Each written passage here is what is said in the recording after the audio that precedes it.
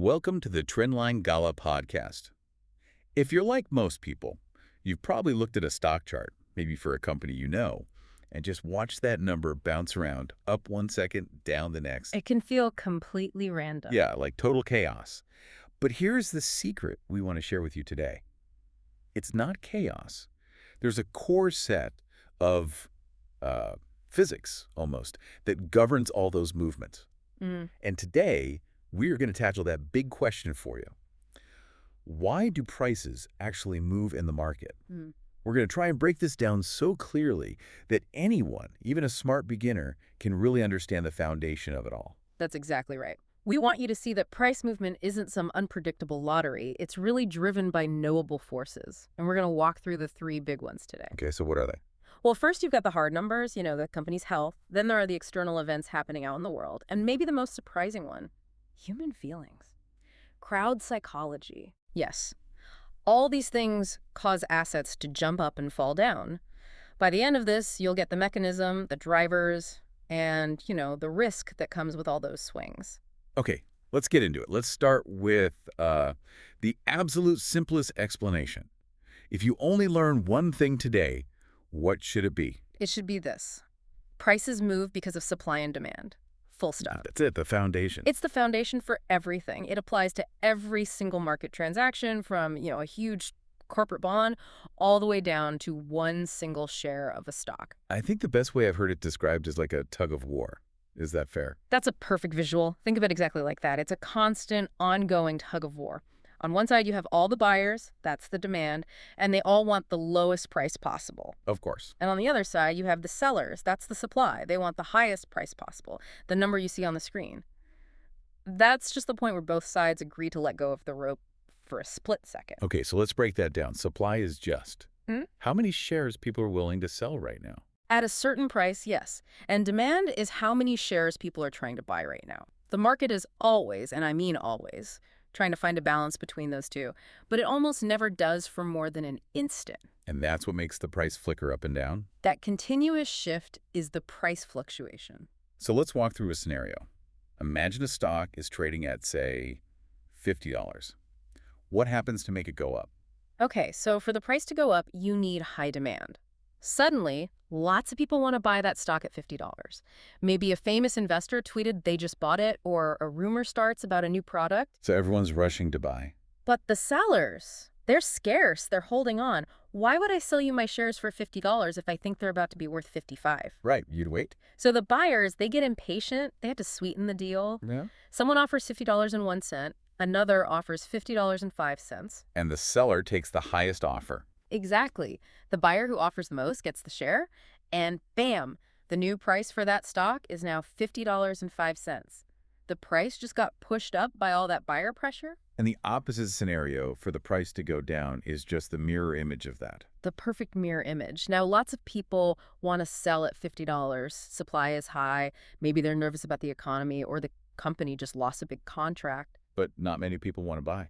Very few. So if you're a seller and you need to get out now, you can't just wait. You have to lower your price to attract one of those few buyers. So you'd offer to sell at $49.95. Or $49.90, whatever it takes. The seller who's willing to accept the lowest price is the one who makes the sale. And that rush of supply just keeps pushing the price down until eventually buyers step back in and say, okay, now it's cheap enough. So when demand is greater than supply, the price goes up. When supply is greater than demand, the price goes down. That's really the core idea. It's that straightforward. But the really interesting part is the why. Why does demand suddenly jump? Why does supply suddenly surge? That's where we need to go next. Before we do, there's one thing I think we need to clear up, because it trips up almost every beginner. I think I know where you're going with this. The difference between price and value. Exactly. People look at a $5 stock and think, oh, that's cheap. And they look at a $500 stock and think, that's expensive. But that's not really the right way to see it, is it? Not at all. It's probably the most common mistake. The price you see on the ticker, $100 a share, that is not the total value of the company. It's just the price for one tiny slice of ownership. So what's the real measure? The real measure of a company's size is something called market capitalization, or just market cap. Okay, break down the math for us on that. Keep it simple. It's super simple. You just take the share price and you multiply it by the total number of shares that exist. That number tells you what the market believes the entire company is worth right now. Can you give us an example? Sure. Let's say company A trades at $100 a share. Seems expensive. But it only has 1 million shares out there, so its market cap is $100 million. Okay. Now, company B trades at just $50 a share. Seems cheaper, but it has 5 million shares out there. Its market cap is $250 million. Wow. So company B with the cheaper $50 stock is actually worth 2.5 times more than company A. Exactly. That's a huge aha moment. The sticker price is almost irrelevant for comparing two companies. That is a big one. And one more point on this. That share price, it doesn't just reflect what the company is worth today. When you buy a share, you are buying a piece of all the growth, all the profits that investors expect it to make in the future. So it's about speculation too. It's driven as much by forward-looking expectations as it is by today's reality. Okay, so if supply and demand is the engine moving the price, what's the fuel? You said there were 3 big drivers. Right, the fuel lines. That's a great way to put it. These are the things that cause millions of people to suddenly change their minds and either rush to buy or rush to sell. And you broke them into 3 categories. Yep. First, the fundamentals, that's the hard numbers. Second, catalysts and technical factors, those are external events. And third, market sentiment. That's the human psychology part. And they're all interacting at once. All at once. It's like 3 musicians playing different instruments, and the price you see is the song they create together. All right, let's start with the first musician. The numbers, the fundamentals. Let's do it. Yeah? So fundamentals are the deep internal numbers of a company. This is the stuff that tells you if the business itself is actually healthy and sustainable. So like how much money it's making, how fast it's growing, that kind of thing. Exactly. And how risky its business is. In a perfectly rational world, fundamentals would be the only thing that determines the price. They give us the best look at a company's true intrinsic value. And the most important fundamental of all, the one you always hear about, is earnings, profit. Always. At the end of the day, a company has to make money to survive. If it just burns through cash forever, it's eventually going to be worth nothing. Which is why we get those earnings reports 4 times a year. Right. The quarterly reports, they're like the company's report card, and they are the most anticipated events on the calendar for investors. Analysts build their entire models around predicting these numbers. And what's really important here isn't just the number itself, but the element of surprise. The surprise is everything. If a company's results are way better than what analysts predicted, we call that a surprise. Demand just explodes. The price can jump instantly. It's like getting a better grade than you expected. It is. And on the flip side, if the results disappoint and earnings miss, the price will fall, often really hard. Investors lose faith. And the size of that move, up or down, often depends more on how big the surprise was than the actual profit number itself. Okay, so to make this easier for an individual investor to understand, we look at something called earnings per share, or EPS. A crucial metric. It takes that huge company profit number and boils it down to what it means for you, the person holding one share. So how's it calculated? You just take the total profit and divide it by the number of shares. It tells you your slice of the pie. And obviously, higher EPS is better. It means the company is making more money for every single share you own. And that number, the EPS, Oh, yeah. leads us to the big question of whether a stock is expensive or cheap, which brings us to the PE ratio. The price to earnings ratio, Yeah. yes. If EPS tells you what the company is making per share, the PE ratio compares the stock price to that earning. So it tells you what exactly? It tells you how much investors are willing to pay today for every single dollar of that company's current annual earnings. Okay, an example would help here. Let's say a stock has a PE ratio of 20. And that means investors are paying $20 for every $1 of profit the company makes right now. If another company has a PE of 100, They're paying $100 for that same $1 of profit. a massive premium. But why would anyone do that? Pay $100 for $1 of profit? That sounds, well, crazy. It does until you bring in that future expectation we talked about. A high PE ratio usually means investors don't really care about the $1 of profit today. They expect huge rapid growth. Ah, so they think that $1 profit is going to become $2, then $5, then $10. Exactly. They're willing to pay a lot now for tomorrow's gigantic success. The PE ratio is really a measure of optimism about the future. And that optimism, or lack of it, is tied to 2 things, right? Growth and risk. The 2 big ones. A company with massive expected growth, like a new tech firm, gets a high multiple. A PE of 80, maybe? People call those growth stocks. But if a company is really risky, maybe its product's improving yet, investors get nervous. They get very nervous, and when risk is high, investors demand a much bigger potential reward to make it worth their while. That means they're only willing to pay a lower price today for those uncertain future earnings. So we get a lower multiple. A much lower multiple, maybe a PE of 10. We call those value stocks. They're cheap compared to what they are now, but maybe the market doesn't expect them to grow much. I see. So a low PE might mean the market thinks the company is either stuck in the mud or has a high chance of failing. It puts everything in context. It does. It shows that fundamentals are like gravity. They ultimately pull a stock's price back toward its true value over the long term. Okay, so that's the internal stuff. Let's move to the second driver, the external world. News, events. You call them catalysts. Catalysts, right. These are things that happen outside the company that can rapidly change supply and demand overnight. Any piece of good or bad news that makes people rush to buy or sell. And these can be specific to one company, or they can be huge global events. Both. Let's start with company-specific stuff you'd see in the headlines. A new iPhone launch, for example. That's a massive positive catalyst for Apple because it points to more future growth. And a negative one. Maybe a key executive suddenly resigns, or there's an accounting scandal.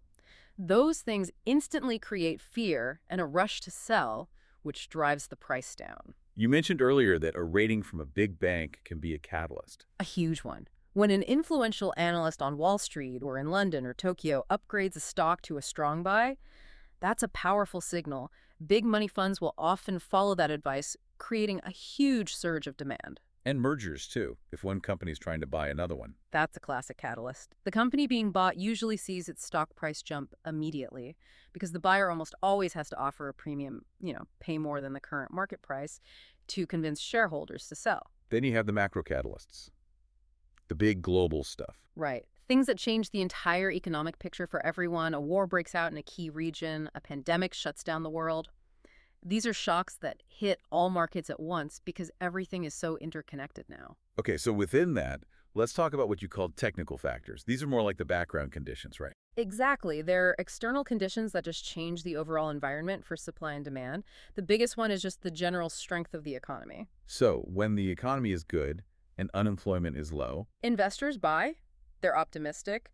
They figure a strong economy means people are spending money, which means companies are making more profit, so demand for stocks goes up. and in a recession, the opposite happens. Everyone gets pessimistic and sells. It creates a market-wide downward pressure. And another thing is that stocks tend to move with their neighbors, their industry peers. Guilt by association. That's a great way to put it. If one big retailer announces terrible sales, that fear can drag down all the other retail stocks, even if they haven't reported anything bad yet. Let's talk about two really big ones that affect everyone. Inflation and interest rates. The two heavyweights. So inflation is when prices are rising across the board. High inflation is generally bad for stocks. Why is that? Two reasons. First, it hurts sales because your customers have less money to spend. And second, the company's own costs for materials for employees go up, which eats into their profits. So the historical pattern is low inflation is good for stocks, high inflation is bad.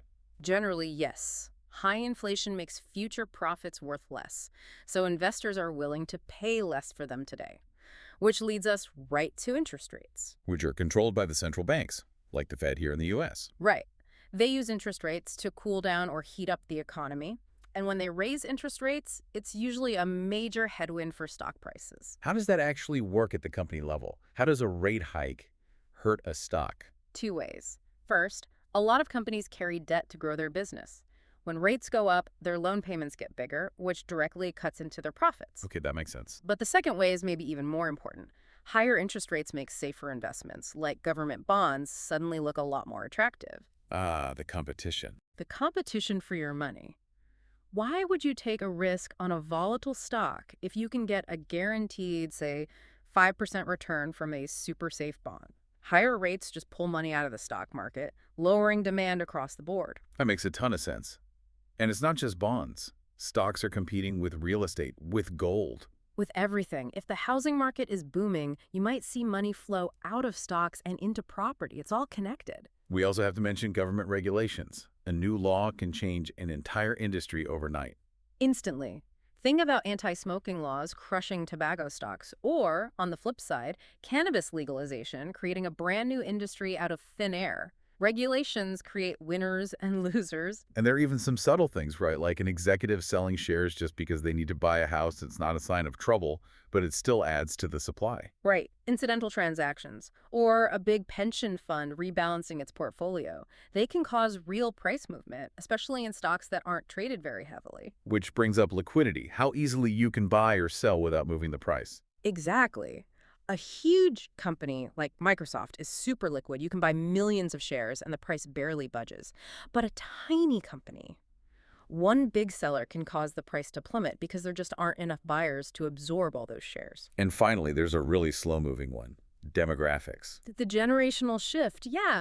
Research shows that people in their peak earning years, say 35 to 55, tend to invest heavily in stocks. That increases overall demand, But when they get older and retire, they start selling to live off the money. which increases supply. So if you have a massive generation like the baby boomers all retiring around the same time, that can create a natural long-term headwind for the market. Wow, that is a lot of external pressure. No wonder prices are always moving. It really shows you why nothing ever stands still. Okay, that brings us to our third and final driver, which you said might be the most unpredictable one, the feelings. Market sentiment, the psychology of the crowd. This is where things get really fascinating because emotions can completely override all that beautiful math and all those hard facts we just talked about. So this is the difference between what a company should be worth based on the numbers and what people are willing to pay for it right now. That's the perfect distinction. It's valuation versus mood.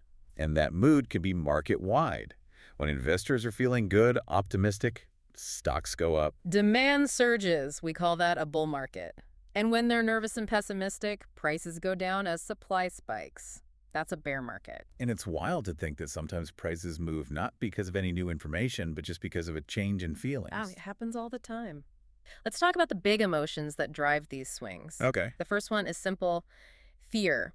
It's that primal urge to protect yourself. A little bit of bad news hits, and people worry the price will drop even more, so they rush to sell. In doing so, they cause the very drop they were afraid of. It becomes a self-fulfilling prophecy. That's how you get panic selling and market crashes. And the opposite of fear is greed.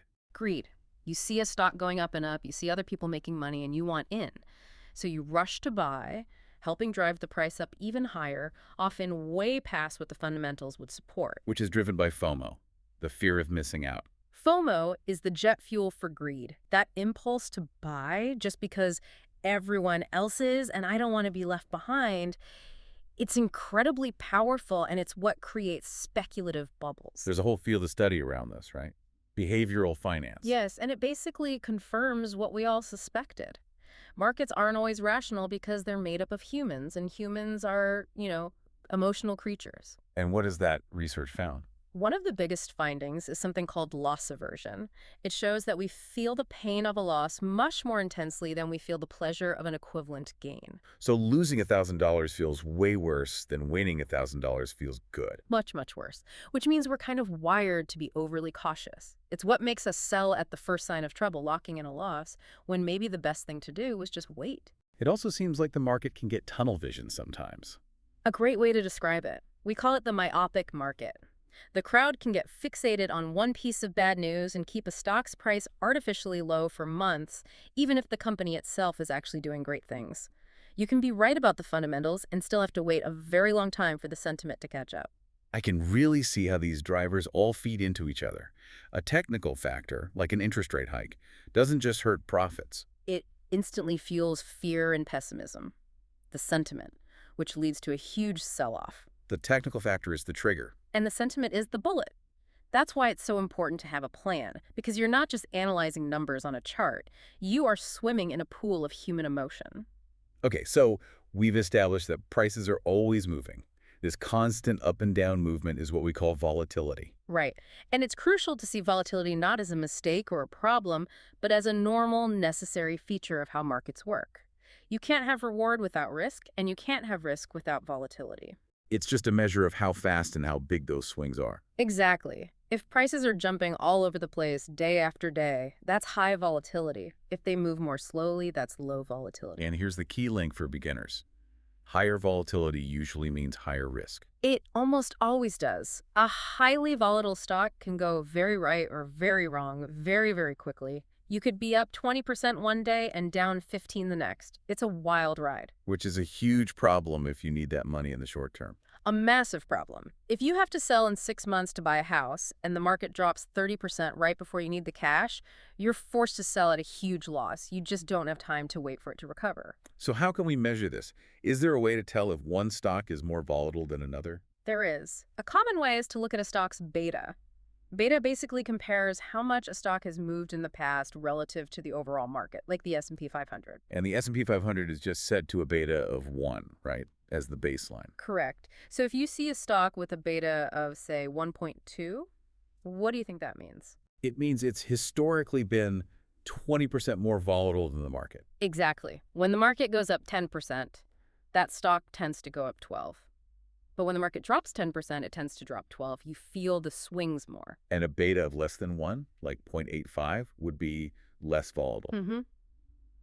Less volatile. Those are often more stable, mature companies, like utilities, that don't have those dramatic swings. And this all just reinforces that classic principle of risk versus return. Absolutely. Higher beta, higher volatility means higher risk. But it also means the potential for higher returns. Lower beta means lower risk, but also lower potential for those quick, dramatic gains. You have to choose what you're comfortable with. So when the market does fall sharply, that panic reaction we talked about, the I have to sell before it goes to zero Yeah. feeling, that's the thing we have to control. It's the worst financial impulse you can possibly have. Selling in a panic just turns a temporary, on-paper loss into a real, permanent one. So what's the solution? How does a beginner actually manage volatility when it feels like the world is on fire? The best way is to have a plan. You need to create a long-term investment plan that's actually built for your personal risk tolerance. And you need to do that before the panic starts. Yes, you have to decide ahead of time how much of a drop you can stomach without freaking out. If you know you hate seeing your account go down, you probably shouldn't be loading up on high beta tech stocks no matter how exciting they seem. Your time horizon matters too. If you need the money in 5 years for retirement, you can't take the same risks as someone who's 25. You simply don't have the time to wait for potential recovery. A good plan has to respect your timeline and your temperament. And a huge tool in that plan is diversification. The most important tool. It's the old advice, but it's true. Don't put all your eggs in one basket. By spreading your money across different things, stocks, bonds, cash, you can soften the blow when one of them goes down. You can significantly reduce your risk. If the stock market drops, your bonds might hold steady or even go up, cushioning your overall portfolio. And you need to diversify within stocks too, right? Not just own one tech stock and one bank stock. Exactly. You should own stocks from different industries, healthcare, energy, consumer goods, and even from different countries. That way, if one entire sector gets hit by a negative catalyst, it doesn't sink your whole portfolio. It ensures you have multiple engines working for you. That's a great way to think about it. So when we look at why prices move, it seems we have to separate the short term from the long term. That is the central idea. In the short term, day-to-day, week-to-week prices are mostly driven by the loud stuff. Rumors, headlines, emotional bursts, the noise. So the daily chaos, the spikes, the plunges, that's mostly sentiment and catalysts. Precisely. But if you zoom out and you look at a chart over 10 or 20 years, you see that prices eventually follow that gravity we talked about earlier. The fundamentals. The company's actual profits and growth. Over the long haul, the math tends to win out over the mood. And that leads to maybe the most important piece of advice for a beginner. I think so. It's that time in the market is so much more important than timing the market. Trying to sell at the top and buy at the bottom. It's nearly impossible, even for the pros. The data shows that if you just miss the 10 best trading days over a 20-year period, your total returns can get cut in half. And those best days often happen right after the worst days. So if you sell in a panic, you're likely to miss the big rebound. You lock in your loss and you miss the recovery. In fact, for a long-term investor, a downturn can be a great opportunity to buy shares at a discount. Which you can do automatically with a strategy called dollar cost averaging. A powerful, simple strategy.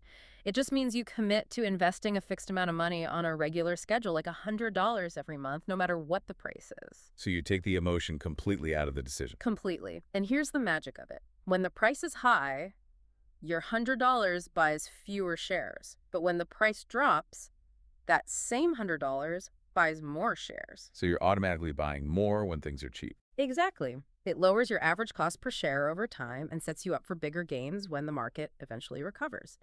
It's the best defense against trying to time the market and panicking. Since we've established that the market price is a chaotic mix of fundamental value, external triggers, and human emotions, remember that you are not just fighting robots when you look at a chart. You are swimming in a pool of constantly changing information and human sentiment.